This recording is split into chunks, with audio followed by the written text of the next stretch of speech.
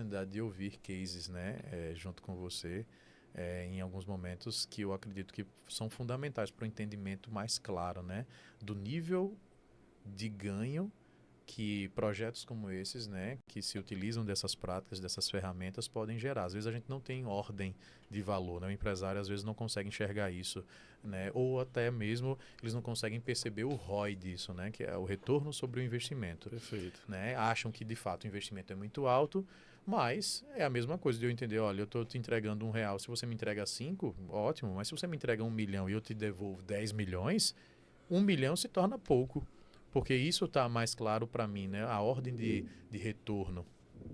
Só que muitas empresas elas não têm essa capacidade nem da análise do retorno sobre aquilo que elas estão investindo. Ou Sim. porque a rotina consome eles, né? E isso acaba gerando para a tomar decisão um outro grande problema, que é eu poderia tomar essa decisão agora, não estou tomando porque eu não tenho base para tomar, né? Os problemas chegam das bases de maneira muito incipiente, né? Muito pueris, né? No sentido de ser infantis mesmo, né? A turma chega para pedir dinheiro, mas ela não justifica o pedido. E aí muitas vezes eu não tomo decisão, porque eu disse, bom, você está me pedindo esse dinheiro, quanto é que você vai me entregar de retorno? Não sei. Por isso não tomo decisão, mesmo sendo aquele retorno um retorno muito legal. Então falar sobre algum case que você vivenciou, de tal maneira que você demonstre para a turma o desafio, mas ao mesmo tempo quais foram os entraves, né? As particularidades que são positivas e que naquele momento foram suficientes para chegar ao resultado que você chegou, levando para a turma que está nos ouvindo esse nível de consciência. Gente, eu não preciso começar desta maneira, como muitas vezes a gente acha, mas eu comecei, nesse caso aqui específico, dessa maneira. E isso trouxe para a gente esse nível de resultado. Então veja a importância de a gente não olhar para situações que poderiam ser o início, né, o embrião disso dentro da nossa organização e a gente muitas vezes colocar o problema para debaixo do tapete, né? Ele está ali sendo talvez um que a gente chama no Lean de golden eggs, né? Os ovos de ouro, né? E ele não ser elucidado. Por quê? Porque eu prefiro esconder o problema do que tentar resolvê-lo, né? E aí, nesse sentido, eu queria que você contasse um pouquinho de algum que você entende que, poxa, é legal, né? Foi legal. Perfeito. Na verdade, assim, é até um. Eu gostaria até de deixar um chamado aqui para as Perfeito, pessoas, perfeito. os gestores, e fazer uma reflexão, na verdade. Se a gente puder pensar ou voltar no tempo, o momento em que a gente tomou a decisão de abrir um negócio, provavelmente foi uma decisão tomada puramente na expectativa individual e no achismo. Eu acho Perfeito. que isso aqui Vai dar vai certo. dar certo, eu acho Perfeito. que isso aqui tem negócio, tem mercado. Então iniciou de um pensamento, né? Eu acho, eu acredito nisso aqui. E a partir daquilo ali, de tanto você acreditar, você foi lá tentar provar que aquilo funciona, que aquilo tem mercado, que se fizer aquelas ações vai ter resultado. Né? Então tudo partiu da sua crença pessoal. Né? Projetos dessa natureza podem surgir das crenças pessoais. E hoje não surgem porque esse indivíduo que está à frente do negócio para decidir se ele vai ou não investir naquilo, ele não acredita. Ele não Perfeito. tem hoje a dimensão do quanto ele pode obter de resultado porque ele não domina aquilo. Né? Ele não está num ambiente confortável porque é algo técnico e ele não domina, ele não tem gente para produzir aquilo, vai ter que contratar. Mas aí é onde está justamente a grande sacada. O empreendedor ele é um corredor de risco, ele Perfeito. assume riscos. E, obviamente, iniciar um projeto assim, você assume alguns riscos, é óbvio. Né? Mesmo que a gente saiba que o objetivo é sempre dar resultado, tem que assumir riscos, né? E aí eu já trago o case, o exemplo, para justificar exatamente essa questão de correr risco, de acreditar, de não acreditar.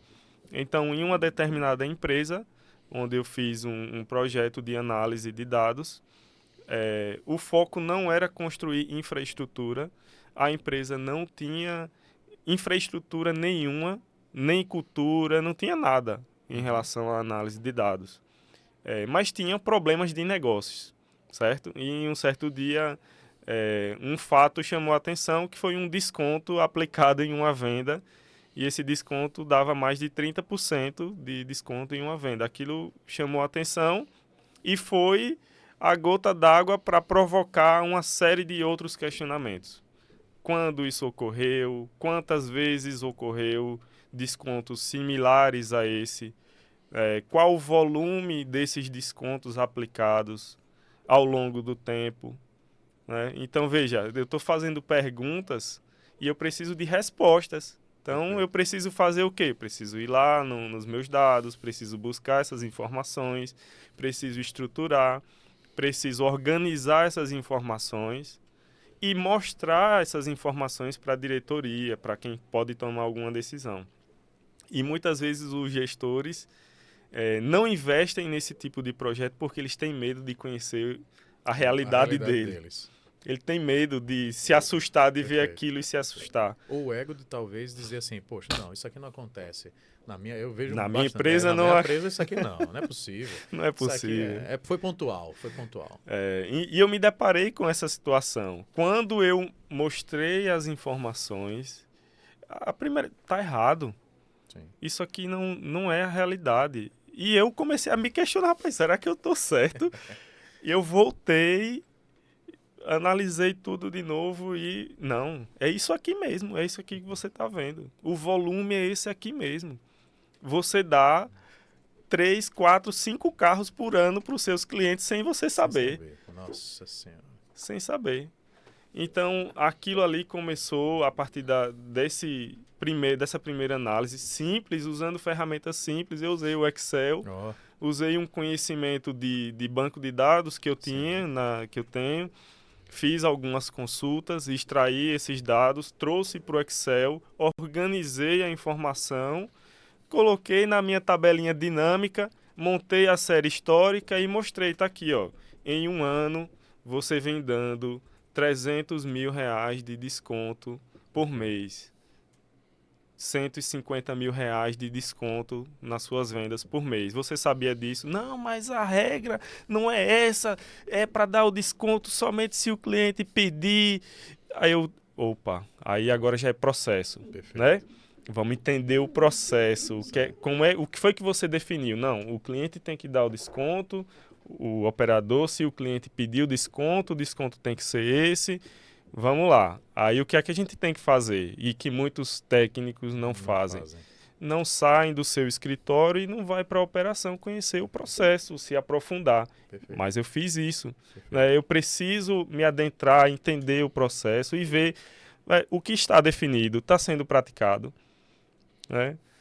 E aí foi isso que eu fui constatar. E quando eu trouxe a resposta de volta, eu disse, olha, eu sei que você definiu isso aqui, mas, na verdade, na prática não acontece dessa forma.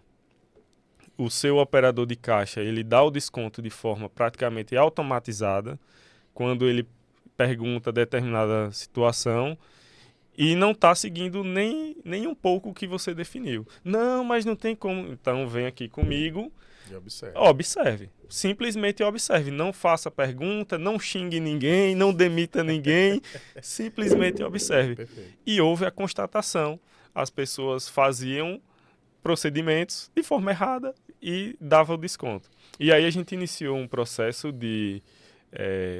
agora como é que a gente reverte esse cenário? Como é que eu reduzo esse valor e volto para um cenário normal? E aí a gente, que é da área de tecnologia, a gente sempre deseja automatizar as coisas. E foi isso que eu fui buscar. Se dá o desconto, se ele já está, de certa forma, automatizada, só que por meio das pessoas, vamos automatizar sistemicamente. Sim. E a gente começa a cortar as permissões de quem pode dar e quem não pode dar desconto. E esse foi o primeiro passo. Só que isso tinha impactos, né? Sim. Quando a gente faz esse tipo de trabalho, existiam outras coisas que poderiam ser impactadas e a analogia que a gente faz é uma cirurgia que você precisa abrir a barriga para tirar um câncer, um tumor, alguma coisa.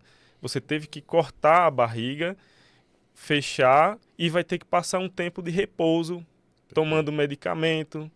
E assim são as decisões que a gente toma. Então, a gente tomou a decisão de automatizar o processo e ir reduzindo gradativamente os descontos aplicados, só que de forma automatizadas, mesmo considerando que ia aumentar a quantidade de pessoas beneficiadas pelo desconto.